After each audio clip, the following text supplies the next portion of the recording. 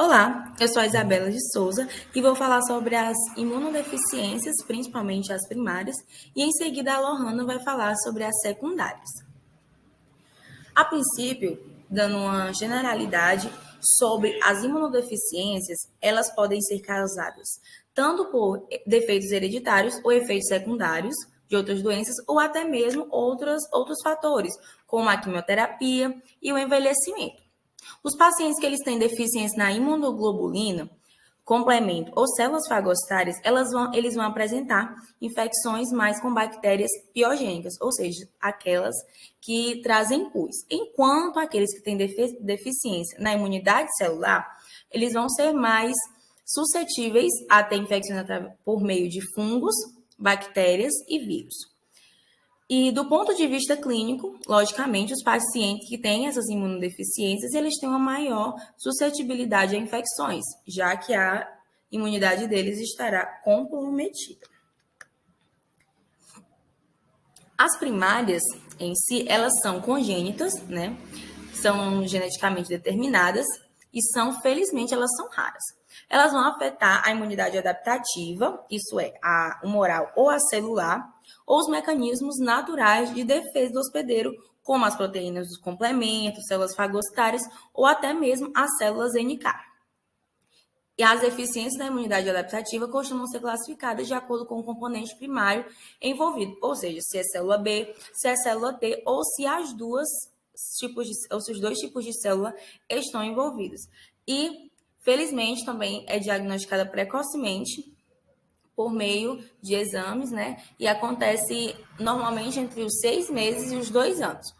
E é importante lembrar que um dos feitos mais incríveis, que avançaram mesmo da biologia celular moderna, foi a identificação das bases genéticas de diversas imunodeficiências primárias, porque através dela foi possível melhorar a vida de vários pacientes e assim prosseguimos para um tratamento melhor, né, e uma vida com maior qualidade.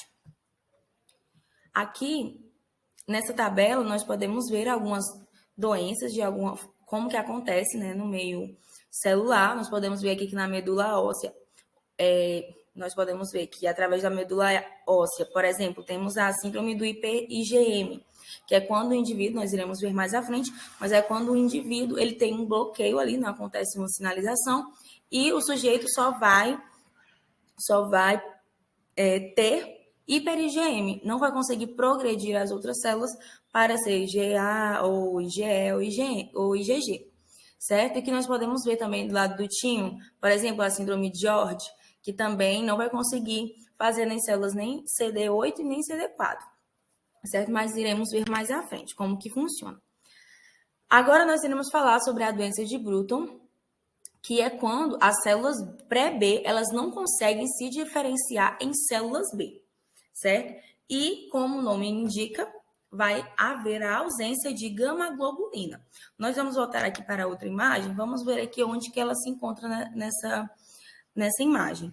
Ela está aqui quando a célula pré-B, ela não vai conseguir se transformar em uma célula B. Então, não vai haver a célula B, né?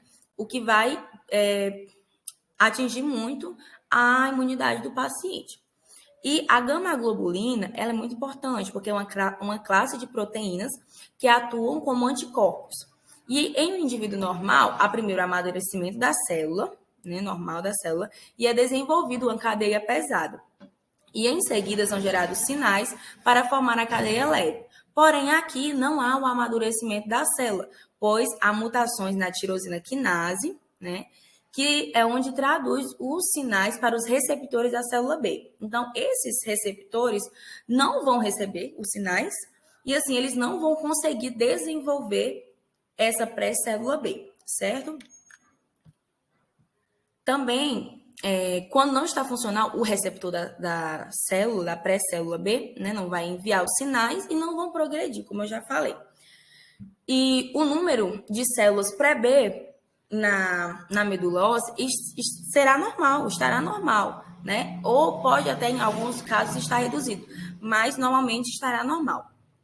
E, classicamente, essa doença é caracterizada por ausência ou redução dos linfócitos B, já que não haverá esse progresso. Os centros germinativos, eles são rudimentares. A ausência de plasmócitos, que geram os anticorpos. E a resposta por célula T, elas são normais, certo? Acontece normalmente a partir dos 6 meses de idade, porque é quando as imunoglobulinas da mãe, né, já se acabaram.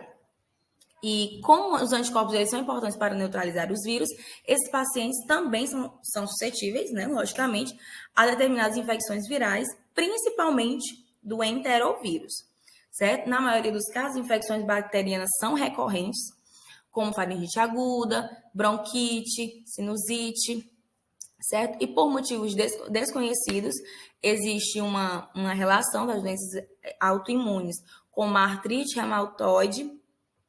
E nós também podemos ver aqui a Giardia lambli, que é um protozoário intestinal que é neutralizado pela IgA, que é secretada, gerando infecções recorrentes. E a terapia é de reposição venosas com imunoglobulinas, o que vai trazer uma qualidade de vida bem melhor para o paciente. Agora, falando sobre a imunodeficiência comum variável, é um grupo de diferentes desordens, como a hipogamaglobulina, deficiências de respostas e outras. É superficialmente parecida com a patologia anterior, só que é bem mais tardio que é percebido, normalmente entre os 20 e 30 anos. Afeta ambos os sexos igualmente e os sintomas são mais tardios, como eu já falei. Acontece entre 1 e 50 mil pessoas. O número normal de células B madura acontece, porém, os plasmócitos, eles estão ausentes. Então, bloqueiam a diferenciação das células B, que são estimuladas pelos patógenos, pelos antígenos. O mecanismo da doença é variável, podendo ser por aumento da atividade supressora da célula T, defeito na célula B ou outras coisas. Então, não tem bem como definir a razão dessa doença, né? Porque existem várias, por isso que o nome é imunodeficiência comum variável. E alguns pacientes com essas células apresentam mutações nos receptores da célula B para determinados fatores de crescimento em moléculas envolvidas nas interações T e B. Certo? Então, eles vão ter uma produção defeituosa de anticorpos porque há ausência de plasmócitos. Sobre a IgA, né, ela é a principal das secreções das mucosas, é a mais comum, acontece em 1 a cada 700 pessoas brancas.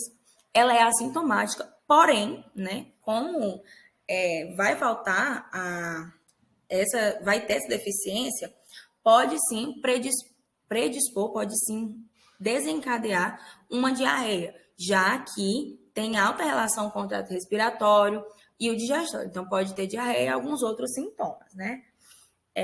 E apesar disso, os níveis de IgA e de IgM e de IgG estarão normais. E parece envolver um bloqueio na diferenciação terminal dos linfócitos que secretam essa imunoglobulina nos plasmócitos. Falando agora sobre a síndrome do hiper-IgM, nós sabemos que o IgM é o primeiro a ser desenvolvido, né? E a sua resposta é contra os antígenos proteicos. E é necessário uma mudança de isotipo para desencadear, né, uma imunidade eficiente. Então, o paciente com essa síndrome vai produzir os níveis normais de IgM em resposta aos antígenos, mas não tem a capacidade de produzir IgA, IgE ou IgG. Então, a imunidade dele realmente vai ficar muito debilitada. E assim, para acontecer essa troca de isotipo, os sinais são por meio das comunicações entre as CD40 e CD40 ligante. E essa patologia vai acontecer porque as células T não vão conseguir mudar a classe das células B, porque a comunicação entre o CD40 e o CD40 ligante estarão danificadas, certo? E homens que apresentam infecções piogênicas recorrentes devido aos baixos níveis de anticorpos IgG que opsonizam esses patógenos, né? A síndrome de George, que é uma hipoplasia do timo, é um defeito congênito que acontece no desenvolvimento do timo, né? Que vai afetar as células T. As células T vão ficar ausentes no baço, nos linfonodos e no sangue da periferia, o que deixa o indivíduo propício a vírus, fungos e a hipoplasia realmente das glândulas paratireoides, o que pode causar o quê? Uma tetania, porque vai haver baixo nível de cálcio no sangue. Isso acontece por uma malformação na terceira e na quarta bolsa faríngea, lá no período embrionário. E o que é mais recomendado são os transplantes, né, de tecido tímico, que é o tecido do timo. E até agora, tem tido bastante sucesso, só que ainda deve ser estudado, né? Mas que já traz bastante melhora para quem tem essa deficiência. Falando sobre a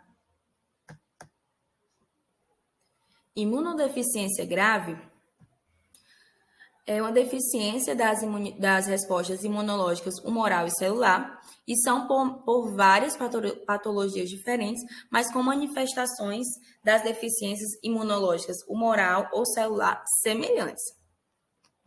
E elas causam infecções graves, podendo causar até mesmo a morte. As crianças afetadas são suscetíveis a infecções graves de repetição, causadas por uma variedade de patógenos, incluindo bactérias, vírus, fungos e protozoários, infecções oportunistas como cândida e algumas outras. E aproximadamente a metade dos casos é ligado ao X, que eles são causados por mutações no gene que codifica a cadeia gama, comum aos receptores dessas citocinas. Porém, a mais importante é a IL-7. Por quê? Porque ela estimula a sobrevivência e a expansão dos precursores imaturos das células B e T nos órgãos linfóides geradores.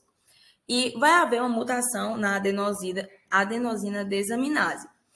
E com essa mutação, vai gerar o acúmulo de adenosina e vai inibir a síntese do DNA. E isso é tóxico para os linfócitos, certo? Nas duas formas mais comuns, né, que nós já vimos aqui, o timo apresenta-se hipoplásico. E a forma mais eficaz de tratar é através do transplante de medula óssea, mas ainda deve ser avaliado porque os pacientes que tiveram esse transplante, alguns deles desenvolveram leucemia das células T, né, e provavelmente tem alguma relação a ver com esse transplante. Então, a imunodeficiência grave, ela tem as suas duas formas mais comuns, que é quando há mutações na adenosina desaminase ou quando é ligado ao X, né, que é através das mutações nessas receptores, nos genes que codificam essas cadeias. Os defeitos na ativação dos linfócitos, eles são raros. E, assim, quando acontece a mutação em um fator de transcrição para TH17, as manifestações de doenças resultantes incluem infecções fúngicas na pele e candidíase crônica micocutânea. E, quando o gene envolvido é o TH1, acontecem infecções por micobactérias atípicas.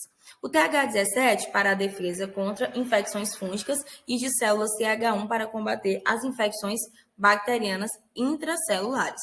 Mutações em genes que codificam proteínas de canais de cálcio e outros sinalizantes em células T também têm sido descritas. A síndrome de Winchell-Aldrich é recessiva, ligada ao X, que vai trazer, muitas vezes, trombocitopenia, eczema e vulnerabilidade acentuada a infecções recorrentes. Ou seja, o paciente ele vai ficar muito mais vulnerável a ter várias infecções do mesmo vírus, do mesmo patógeno, né? E o tratamento mais eficaz é o transplante de medula e a depressão nos linfócitos, apesar de ter um timo normal. E, logicamente, haverá uma perda da imunidade celular e eles são mais predispostos a ter linfoma. Normalmente é fatal, infelizmente, e o transplante é o melhor tratamento até agora. E apesar de o mecanismo ser desconhecido, um defeito dessa proteína pode levar a uma morfologia celular alterada ou sinais de ativação dependente do citoesqueleto defeituoso nos linfócitos e outros leucócitos, com adesão intercelular e migração leucocitárias anormais. Então, aqui ele vai ter várias coisas, né, como trombocitopenia, eczema, e eczema são essas manchinhas, esses pequenos pontinhos, pequenas hemorragias, que são um tipo de inflamação cutânea, certo? Nós vamos falar agora sobre as deficiências genéticas dos componentes de imunidade natural, como pode ser por proteínas do complemento. Os componentes do complemento eles são importantes para a resposta inflamatória e imunológica. E as deficiências no C3, eles vão aumentar a chance de ter infecções com bactérias piogênicas, nós já vimos que são aquelas que trazem pus. E as deficiências hereditárias, C1Q, C2 e C4, não vão tornar o indivíduo suscetíveis a infecções, mas eles vão vão levar mais risco de ter a doença mediada por complexos imunes, certo? E deficiências nos componentes posteriores da via clássica do complemento resultam em alterações recorrentes com neisseria. Mas, curiosamente, não acontece com outros micro-organismos, né? E aqui eu falei sobre o angioedema hereditário, que é quando a ausência da inibidora de C1, o C1 ele vai aumentar muito e vai gerar um angioedema por geração dos mediadores vasoativos do complemento. Também nós temos defeitos nas células fagocitárias, certo? Como, por exemplo, um defeito na enzima oxidase fagocitária, que vai causar as doenças granulomatosa crônica, e defeitos nos ligandes das integrinas. E também outras desordens genéticas na imunidade inata, como, por exemplo, mutações nas TRLs, que são muito raras. No geral, a deficiência imune ela é muito restrita, porque ela vai atingir aquele lugar e vai realmente só aquele lugar que será afetado, né? Quando há um bloqueio, uma sinalização para não se tornar outras células, como, por exemplo, na síndrome de hiper-IgM, né? Vai haver um bloqueio ali e apenas aquela área será afetada. E pacientes com mutações na TRL3, que reconhece o RNA viral, desenvolve encefalite por herpes simples recorrente. E a seguir, nós iremos falar sobre as imunodeficiências secundárias com a Lohana.